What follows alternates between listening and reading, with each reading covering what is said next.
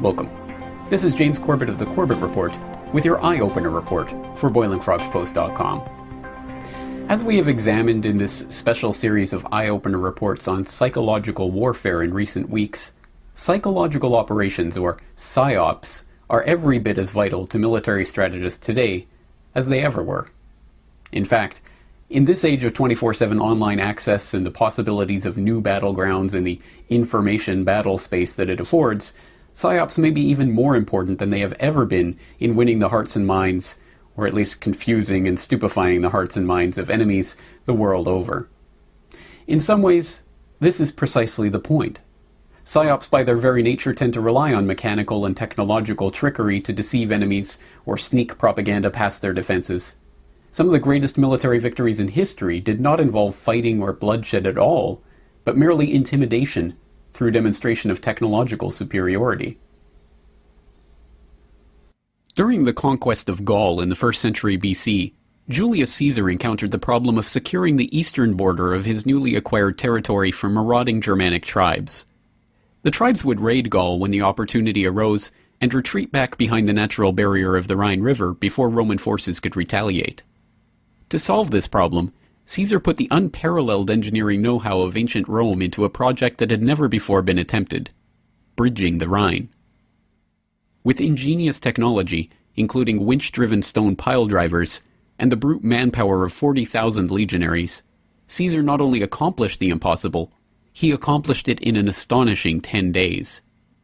Having completed the bridge, he marched his troops across to the eastern side, burned down the villages he found there, returned across the bridge to Gaul without a single battle, and tore the bridge down behind him. As an example of psychological warfare, the strategy was devastatingly effective.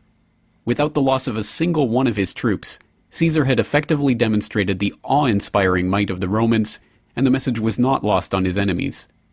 Gaul's eastern border suffered no further raids from Germanic marauders for centuries.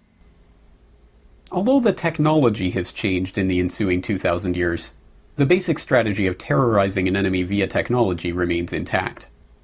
Ancient armies used drums, pipes, and horns to intimidate their opponents before battle. Dr. Richard Jordan Gatling's eponymous gun was as useful for putting the fear of God into those unlucky enough to be caught in its sights as it was in actually killing them.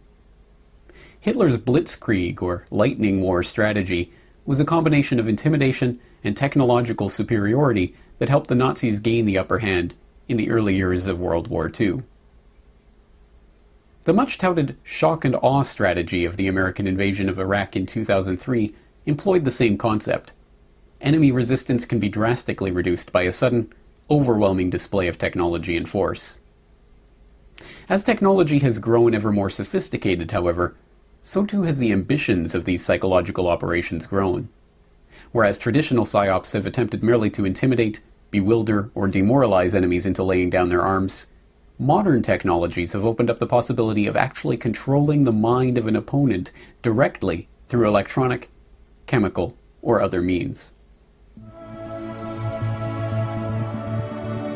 You've been watching an excerpt of this week's Eye-Opener Report.